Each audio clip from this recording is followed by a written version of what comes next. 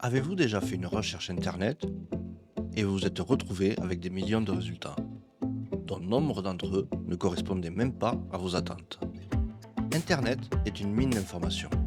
Cependant, entre les infos qui ne sont pas pertinentes et celles qui sont fausses, il faudra trouver notre chemin. Faire une recherche sur Internet s'apparente souvent à une chasse au trésor. Il y a une solution à cela: poser la bonne question.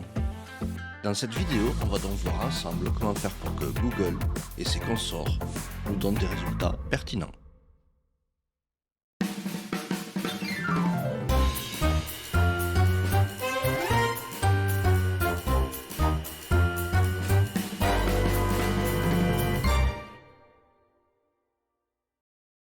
Il faut savoir que les recherches sur un moteur sont très pratiques pour avoir un aperçu de notre cible. Essayons de faire une recherche concernant Xavier Niel. Pour cela, le plus simple est de taper Xavier Niel dans la barre de recherche. Comme vous pouvez le voir, nous constatons quelques résultats. Il faut savoir que tous ne concernent pas Xavier Niel. En effet, ces pages contiennent les mots Xavier et Niel, mais ne parlent pas forcément de l'individu Xavier Niel. Cependant, il existe des solutions. Afin d'affiner notre recherche, mettons des guillemets. Du coup, Google recherchera ce qui est exactement entre guillemets. Et nous voyons que le nombre de résultats a fortement diminué. Et les 10 résultats ont les mots Xavier Niel côte à côte dans leur page web. Précisons tout de même que si la ressource avait parlé de Xavier en disant Xav, nous ne verrions pas ces résultats. Pour y remédier, une solution consiste à rajouter Xav. Par exemple, en tapant Xav côte à côte. Maintenant, imaginons que nous voulions trouver le CV de Bill Gates. Comment ferions-nous? Pour ce faire, il suffit de taper entre guillemets Curriculum vitae Bill Gates.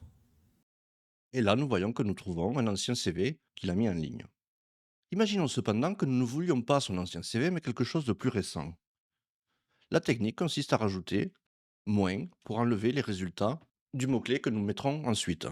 Dans notre cas, nous voyons que le CV date de 1974, donc nous tapons 1974, et là, Google nous renverra tous les résultats qui contiennent les mots Curriculum vitae et Bill Gates, tout en enlevant toutes les réponses qui contiennent le chiffre 1974. Et là, nous voyons que nous avons d'autres résultats. Cette technique est très pratique à nos int lorsque nous avons par exemple un individu comme cible et que nous voulons avoir un rapide résumé de sa carrière, de son origine, de sa date de naissance, etc., etc. Le CV est une ressource très riche en informations qui sera une des premières que nous rechercherons. Les guillemets sont aussi utilisés par exemple lorsque nous travaillons sur une adresse. Imaginez que nous travaillons sur une société qui est basée au Luxembourg et qui nous renvoie comme domiciliation le 9 avenue Charles de Gaulle. Nous mettrions entre guillemets le numéro et le nom de la rue, suivi de la localité et suivi du pays quand cela fait sens. Le 9 avenue Charles de Gaulle est l'un des endroits au monde contenant le plus de sociétés qui y sont domiciliées. Un autre opérateur qu'il est intéressant de connaître est OR et AND. Par exemple, si je tape Curriculum vitae and Bill Gates, cela va rechercher les deux. Alors que Curriculum vitae or Bill Gates va renvoyer des résultats contenant l'un ou l'autre des deux. Nous pouvons constater la différence avec le nombre de résultats, ici 159 millions, et tout à l'heure 86 000. Un autre outil à notre disposition consiste à utiliser site de points. Imaginons que nous travaillons sur le Mali. Une façon d'avoir un aperçu de l'actualité consiste par exemple à utiliser le site RFI, ce que nous pouvons faire à travers de Google. Par exemple, si je tape site.rfi.fr espace Mali, nous obtiendrons une liste de résultats émanant de cette source. Et là, nous avons un aperçu de l'actualité récente. Si jamais nous voulions documenter l'opération Serval, nous voudrions limiter cette recherche sur une période donnée. Pour cela, il suffit d'aller dans l'onglet Outils et choisir une date personnalisée.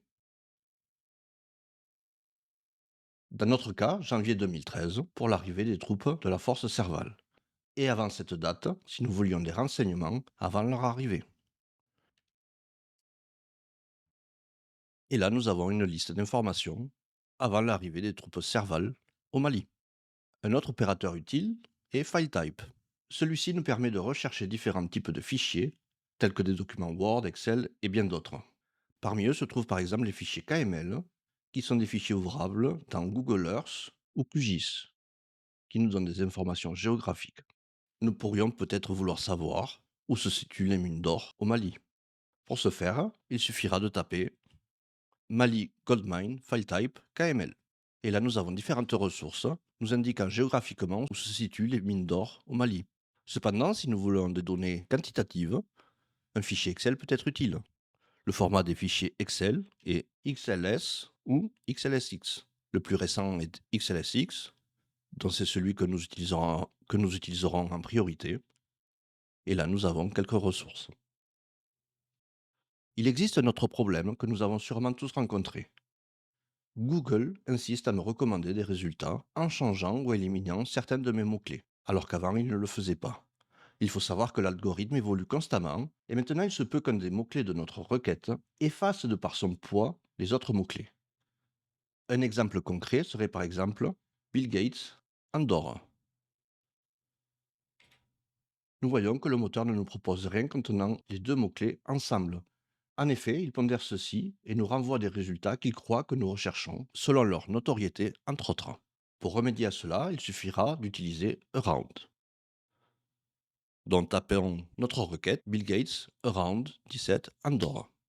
Et là, nous obtenons des résultats où Bill Gates et Andorre seront séparés maximum par 17 mots. Généralement, lorsque nous voudrons faire une recherche dans une phrase, ce chiffre sera compris entre 16 et 17. Dans un paragraphe, il tournera autour de 25.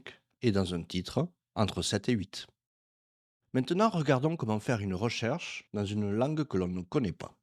Dans ce cas, la première chose à faire est de se munir d'un outil de traduction. Sur Chrome, il y a par exemple Google Translate, et des équivalents existent sur Firefox. Sur ce, allons sur le site de Baidu.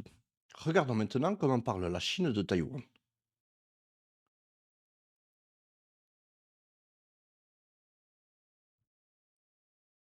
Nous voyons que le site a directement traduit Taïwan. Si nous voulions faire la requête nous-mêmes, nous pourrions utiliser Google Translate par exemple. Et là, nous copierions le mot Taïwan en chinois simplifié.